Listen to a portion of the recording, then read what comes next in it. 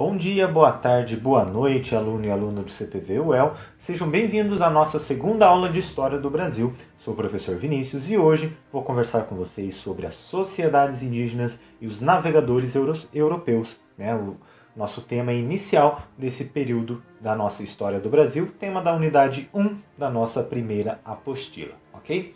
E antes de você assistir, eu queria dar alguns recadinhos bem rápidos. Seria muito importante que você desse uma olhada na nossa primeira aula. Tá? Nessa primeira aula eu faço uma apresentação da nossa disciplina, dou algumas dicas, materiais complementares que eu tenho certeza que vão ajudar vocês a se localizarem e a estudarem nesse sistema remoto, ok? Também procure lá no Facebook o grupo História CPV 2020. Esse é um grupo dos professores de História do cursinho, onde você pode nos procurar para mandar suas dúvidas, críticas, sugestões, entrar em contato, a gente está sempre à disposição de vocês, beleza? E finalmente, terceiro ponto, sempre importante vocês darem uma lida na apostila antes de acompanharem essas aulas, ok? Por quê? Na apostila existem muitas informações que eu não vou abordar especificamente nessa aula. A nossa aula ela trabalha de uma forma complementar à apostila, certo? Então, vamos lá para a nossa aula de hoje, tá? Nós vamos começar falando então sobre os povos indígenas. Quais seriam as origens desses povos indígenas aqui no Brasil? Bom, existem diferentes teorias sobre como que as populações nativas aqui de toda a América, chegaram até essa região. Então, vocês vão ver lá melhor na aula de História Geral que o ser humano moderno, como a gente conhece, o Homo sapiens, surge na região do continente africano, e a partir dali ele se expande para o restante do mundo. Então, há teorias, há indícios que apontam que os primeiros habitantes da América chegaram aqui na região entre 30 e 35 mil anos atrás, e existem outras teorias, outros estudos que dizem que essa data ela está entre 12 mil anos atrás. Também, o número de habitantes que viviam aqui na região que viria a ser o Brasil, quando os portugueses chegaram, no ano de 1500, também não está muito certo ainda, não tem um número específico, mas tem uma estimativa que existiam aqui, nesse território, entre 1 e 5 milhões de indivíduos. Tá? Mas são todas teorias, são todas hipóteses sobre a povoação do Brasil, mas algumas certezas que a gente pode ter é o seguinte, que esses povos indígenas que habitavam o Brasil tinham uma grande diversidade entre si. Então existiam aproximadamente 1000 etnias diferentes, 1000 grupos, sociedades diferentes habitando esse território, e essas sociedades elas se agrupavam em dois troncos linguísticos principais, o tronco Tupi-Guarani e o tronco Macro-G. Tá? O que é um tronco linguístico, então? Ele dá pra gente dizer, como se fosse um conjunto de línguas, um conjunto de línguas indígenas que são muito parecidas, são muito semelhantes entre si. Aqui, então, só um mapa ilustrativo, depois eu coloco no material complementar, para vocês darem uma olhada melhor, sobre as teorias da povoação da América. Alguns estudiosos dizem que os primeiros habitantes da América chegaram aqui pelo norte da Ásia, passaram ali pelo Estreito de Bering, uma passagem que naquela época ali era possível de atravessar por ali, entraram pelo Alasca e de lá povoaram a América do Norte até o restante do continente. E existem outras teorias que falam que a povoação da América veio dos povos habitantes da atual região da Oceania, que chegaram na América basicamente pulando de ilha em ilha, em canoas bem rudimentares, bem primitivas, até chegarem ao continente. Mas são teorias, são coisas que são muito difíceis da gente conseguir provar, de conseguir indícios concretos para confirmar isso hoje, certo? E aqui é um mapa mostrando a distribuição básica das famílias e dos troncos linguísticos indígenas no século XVI, no momento em que os portugueses chegam aqui no Brasil. Então, a primeira coisa que a gente percebe é que existe sim uma grande diversidade dos povos indígenas no Brasil, mas também algumas etnias que são predominantes. Tá? Esses aqui em laranja e em amarelo, o laranja mais clarinho, o amarelo mais clarinho, que são os troncos linguísticos Tupi-Guarani e G. Tá? Então, com isso a gente pode perceber que, apesar de a gente não ter muitas certezas sobre as características básicas dos povos indígenas que habitavam aqui, a gente sabe que eram povos muito diversos e com uma organização muito complexa em suas sociedades. Ok? Vamos falar do outro lado dessa história então, dos navegadores. Então, como que surgiu, né, como que começou essa iniciativa da Europa de se lançar em aventuras em alto mar, explorando, né, meio sem rumo, meio saber onde que eles iam chegar? Bom, para a gente entender isso, a gente precisa dar uma olhadinha no que está acontecendo na Europa no século XV. Isso o professor Juninho vai falar com vocês algumas aulas mais adiante, mas eu já vou adiantar aqui. A Europa no século XV está passando por um processo de expansão comercial com o Oriente, né? Então, o Oriente a gente está considerando aqui tudo aquilo que está ao leste da Europa. Tá? Então, principalmente aquelas regiões da Ásia eram consideradas pela Europa como o Oriente. E o que havia lá que interessava tanto aos europeus? As famosas especiarias. A gente considera aqui especiarias, principalmente pimenta, cravo, canela, noz moscada. E você pode olhar e falar assim, poxa, mas tudo isso daqui eu vejo no mercado hoje, eu tenho um monte na minha cozinha. Por que esses caras se interessavam tanto por essas coisas que eu uso hoje como tempero? Bom, tinha uma razão muito importante naquele momento. Primeiro que esses produtos não existiam na Europa, né? Então eram produtos vegetais muito raros de serem encontrados ali na Europa. Mas, além de servir como temperos, eles também serviam para conservar os alimentos, numa época em que não existia geladeira, em que os alimentos apodreciam com muita facilidade. Né? Então você usava as especiarias para conservar esses alimentos, e se eles já estivessem estragando, você enchia de tempero e dava pelo menos uma melhorada na aparência, uma melhorada no sabor daquele alimento. Né? Mas eles também eram usados como medicamentos, como cosméticos, e que, portanto, se tornaram produtos de luxo, né? Produtos muito caros dentro da Europa. E é a partir do século XV que as potências da Europa vão começar a disputar rotas comerciais para trazer esses produtos do Oriente. Eles estão vendo cada vez mais dificuldades em trazer esses produtos no momento em que os árabes estão dominando o comércio, que encarece cada vez mais o produto. Então, para a gente fixar essa parte, no momento em que faltou tempero na Europa, os europeus se lançaram à busca de especiarias, desses temperinhos que a gente chama hoje, para comercializar, principalmente como um artigo de luxo, ok? E voltando aqui, os países que saíram na frente dessa expansão comercial da Europa foram o nosso querido Portugal. E por que Portugal? Portugal, como vocês vão poder ver na apostila, passou por um processo de unificação política pioneira dentro da Europa, foi uma das primeiras nações a ser politicamente unificada naquele período. E junto com isso, eles tinham uma série de conhecimentos marítimos que eles acumularam com os contatos que os portugueses tinham com os árabes, né, que moravam ali, que invadiram por um período a Península Ibérica. Então, com essas características de Portugal se lança a uma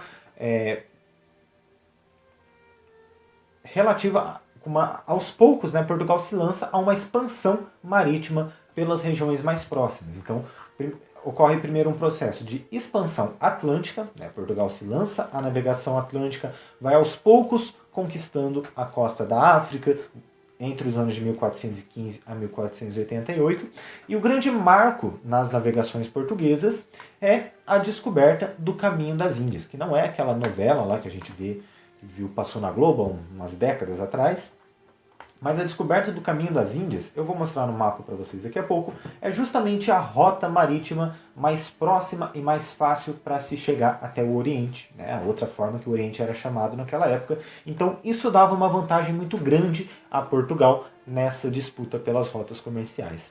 Mas a alegria de Portugal durou pouco. Por quê? Logo naquela mesma época, um país vizinho a Portugal, a Espanha, que também passou por um período de unificação tardia, descobriu uma nova rota comercial. Ela chegou à América no ano de 1492, nas mãos do navegador Cristóvão Colombo, o famoso Cristóvão Colombo. Tá? Então ele se lançou à navegação, descobriu a América, e a Espanha também entrou na corrida das rotas comerciais. Aqui só para a gente ver algumas rotas, né? Das viagens marítimas portuguesas e espanholas. Essa que está em vermelho aqui é aquela progressiva conquista da África que Portugal empreendeu. Então começou aqui pelo norte, começou a avançar cada vez mais longe, conforme os navegadores iam conhecendo, aprendendo mais sobre as características geográficas, eles iam conseguindo avançar cada vez mais. Né? E aqui, esse que está em laranja, né, um laranja meio clarinho aqui, é a descoberta do caminho das Índias. Então Portugal sai, contorna a África, consegue chegar até a Índia e retornar. Então isso era uma vantagem comercial muito grande no momento em que as rotas comerciais por terra estavam bloqueadas pelos árabes. Em seguida, a Espanha sai na frente, né, essa rota aqui em verde é a rota de Cristóvão Colombo. Ele avança em direção ao oeste com aquela hipótese de que a Terra poderia ser redonda e ele poderia chegar nas Índias navegando a oeste. Ele encontra um novo território, mas ele pensa que seria as Índias. Na verdade não era, logo se descobriu que era um novo continente. Então, assim que esses dois países navegadores se lançam nessa corrida por novas rotas, eles começam a disputar, né, esses territórios que eles encontram. Portugal e Espanha, então, começam a disputar essa descoberta do território americano, que vai culminar na assinatura do Tratado das Tordesilhas em 1494. Eu já vou mostrar ali no mapa para vocês, para explicar rapidinho sobre esse tratado. Mas, basicamente, o Tratado das Tordesilhas foi um acordo entre esses dois países para ver com quem que ia ficar cada parte da América, cada parte daquele continente que tinha acabado de ser descoberto. E assim que Portugal e Espanha assinam esse tratado, então, Portugal manda uma expedição de navegadores para confirmar a posse dessas terras aqui na América e o que vai se tornar a expedição de Pedro Álvares Cabral, aquela famosa expedição que descobriu o Brasil. Tá? A expedição de Pedro Álvares Cabral, ela saiu de Portugal não com a intenção de conquistar e colonizar o Brasil. Né? Eles já sabiam da existência dessas terras, não foi nenhuma descoberta, mas eles só queriam passar aqui, fincar uma bandeira, falar que a terra era de Portugal e seguir viagem rumo às Índias. Tá? Porque era lá onde havia as especiarias, era lá onde estava o dinheiro, o lucro para a coroa portuguesa. A expedição de Pedro Álvares Cabral, então, era composta por 13 navios, sendo 10 naus e 3 caravelas. Importante a gente entender, né, esses nomes que os portugueses davam aos seus navios. Contava ao todo aproximadamente 1.000 pessoas como tripulantes e foi uma viagem que levou aproximadamente 45 dias. Né? Então, bastante tempo, a gente pode imaginar que as condições não eram muito boas também. Aqui então um mapa mostrando o Tratado das Tordesilhas, né, que foi assinado entre Portugal e Espanha. Essa primeira linha verde era a primeira, vamos dizer assim, a primeira linha estimada que seria o Tratado de Tordesilhas. Mas Portugal logo se sentiu muito prejudicado, né, e pediu para avançar um pouquinho mais a linha. Então o que o meridiano de Tordesilhas estabelecia? Que as terras à esquerda do meridiano seriam pertencentes à Espanha e as terras à direita do meridiano de Tordesilhas seriam pertencentes a Portugal. Fica bem claro aqui, né, bem evidente, que Portugal acabou saindo no prejuízo. Vamos entender um pouquinho, então, como que funcionava a vida, o dia a dia dos navegadores portugueses. Cabral, então, que era o capitão dessa frota, ele era um nobre português financiado pela coroa e que recebeu privilégios de comércio. Então só ele tinha direito de lucrar, de adquirir os maiores lucros com aquela viagem em que ele ia empreender. Mas ele não trabalhava sozinho. Né? Ele tinha uma tripulação de aproximadamente 1.000 pessoas para ajudar ele em sua navegação. Essa tripulação era formada por capitães, por marinheiros, por outros trabalhadores que eram necessários ali à manutenção do navio, e também haviam padres para manter a boa ordem religiosa dentro do navio e as prostitutas para manter a boa ordem humana dentro daqueles navios também. Tá? Apesar das mulheres serem proibidas a bordo, eles sempre davam um jeito para burlar essa proibição. A tripulação, por ser responsável pelos trabalhos braçais e tudo mais, acabam recebendo a menor parte dos lucros da viagem e eles se organizam ocupando entre 100 a 150 lugares em cada navio, certo? Essa tripulação, diferente de Cabral, que tinha uma origem nobre, era originária de povos plebeus. Né? Os plebeus eram as classes mais baixas, as classes mais populares da Europa, e também de filhos de camponeses. Então haviam essas hierarquias muito claras dentro da tripulação, dentro dos navegadores. E a gente vê essas imagens, às vezes, né, nos filmes, nas gravuras, que a figura do navegador é uma figura gloriosa, uma figura cheia de pompa, mas na verdade, quando a gente vai estudar mais atentamente, a gente vê que as condições de viagem que esses navegadores passam não são nada fáceis. Por quê? Era frequente que houvesse escassez de comida e condições muito insalubres. Então, a comida que eles levavam para a viagem durava pouco, logo eles tinham que começar a racionar. Essa comida apodrecia, essa comida era tomada ali por pragas, por infestações. E as condições insalubres, né? Uma sujeira constante no navio, era muito fácil. A proliferação de doenças, a mortalidade também era muito alta. A violência, os roubos e a corrupção entre a tripulação era comum, era frequente. Os acidentes e os naufrágios também eram frequentes num período em que as técnicas de navegação ainda eram pouco desenvolvidas. Então navegar em alto mar não era nem um pouco seguro naquela época. E tinha toda aquela questão do medo do desconhecido, né? Esses povos eles ainda tinham um pensamento muito voltado para o fantástico, para o sobrenatural. Então eles imaginavam que os oceanos escondiam mistérios, escondiam perigos, como monstros, abismos. E a tripulação, né, por ter uma origem humilde, ali acabava incorporando muito esses mitos, esse medo do desconhecido, né? Então o imaginário ele acabou sendo muito povoado por essas figuras de monstros, de criaturas bestiais, de criaturas mitológicas, como essa de um mapa de navegação feito naquela época que a gente pode observar aqui, né? Além das características geográficas, esse mapa ele também colocava prováveis monstros que poderiam ser encontrados no meio do mar.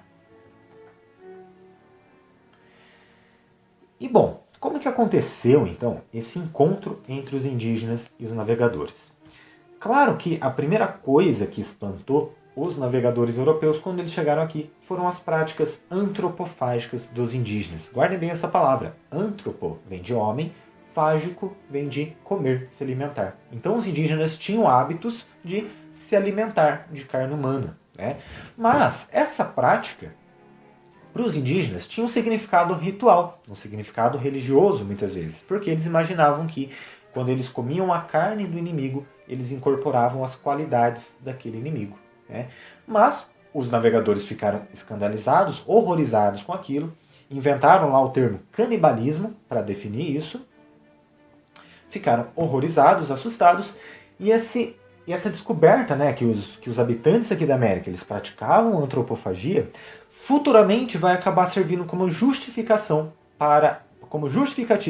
para eles serem escravizados. Então, os navegadores portugueses e os europeus, no geral, vão entrar em contato com essas práticas e vão usar elas como uma justificativa para dizer que os indígenas não são seres humanos, porque eles comem uns aos outros. Então, eles podem ser escravizados.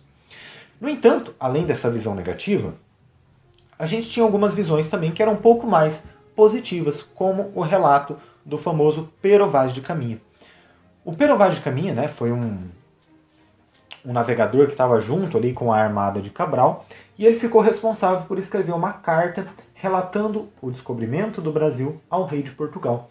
E nessa carta de Pero Vaz de Caminha, ele apresenta o indígena como um bom selvagem, como um ser ingênuo, como um ser pacífico e que vivia naquelas situações por pura inocência. Então, no relato de Pero Vaz de Caminha, ele relata essas características dos indígenas, falam como que eles aceitaram bem a primeira missa que foi rezada no Brasil, mas, apesar de ser um relato positivo, ele também tem um lado negativo, né? Porque quando a gente só lê o documento de Pero Vaz de Caminha, a gente tem a impressão de que a conquista do Brasil ela aconteceu sem violência, né? Justamente porque ele mostra o indígena como um ser inocente, como um ser que estava ali esperando para ser cristianizado, e na verdade a gente sabe que foi bem o oposto disso. Como a gente pode ver, um exemplo aqui do que Pero Vaz de Caminha escreveu, falando, né, sobre a ideia dele de que o indígena seria um bom selvagem. Olha só o que ele escreveu. Parece-me, gente, de tal inocência que, se homem os entendesse e eles a nós, seriam logo cristãos, porque eles, segundo parece, não têm nem entendem em nenhuma crença. Não duvido que eles, segundo a santa intenção de Vossa Alteza, se hão de fazer cristãos e crer em nossa santa fé, a qual prazo nosso Senhor que os traga. Porque, certo, essa gente é boa e de boa simplicidade, e imprimir-se-á ligeiramente neles qualquer cunho que lhes quiserem dar. E pois nosso Senhor, que lhes deu bons corpos e bons rostos, como a bons homens, por aqui nos trouxe, creio que não foi sem causa. Então essa descrição de Pero Vaz de Caminha, dos indígenas como pessoas inocentes, como pessoas naturalmente boas, e que cabe aos europeus essa missão de civilizar, de evangelizar os indígenas. Papo furado, né? Então, indo já para a parte final da nossa aula, vamos só mostrar um pouquinho como que esses indígenas brasileiros, na realidade, eles não eram, né, nem bons selvagens e nem maus selvagens. Eles eram pessoas, eram seres humanos, só que profundamente diferentes da cultura europeia. E os europeus, pela sua mentalidade da época, não conseguiram compreender isso. Mas hoje a gente consegue, né? Então hoje a gente entende que, naquele momento, a organização dos povos indígenas era uma organização muito complexa, uma organização que chega a impressionar quando a gente pensa que os indígenas eram selvagens, eram pessoas que não tinham contato com as formas de organização europeia, de acordo com a concepção dos europeus, né? Mas esses indígenas, eles se organizavam em chefias centralizadas, os chamados cacicados, então, o famoso cacique, né, que é um líder daquela sociedade, daquele grupo, e que muitas vezes pode ser líder até de mais de uma tribo. Portanto, esses indígenas formavam redes de tribos que eram dependentes entre si, com uma organização política muito complexa e muito bem elaborada.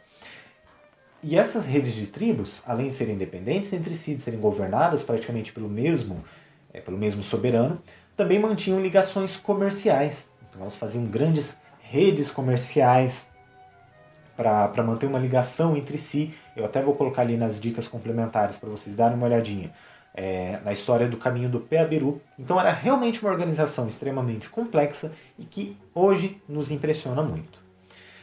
E esses grupos, apesar de a gente falar, né, que os indígenas tinham mais de 1000 etnias diferentes, claro que a gente não vai poder falar de cada uma, mas a gente pode agrupar eles em 4 regiões, em 4 áreas de ocupação principais.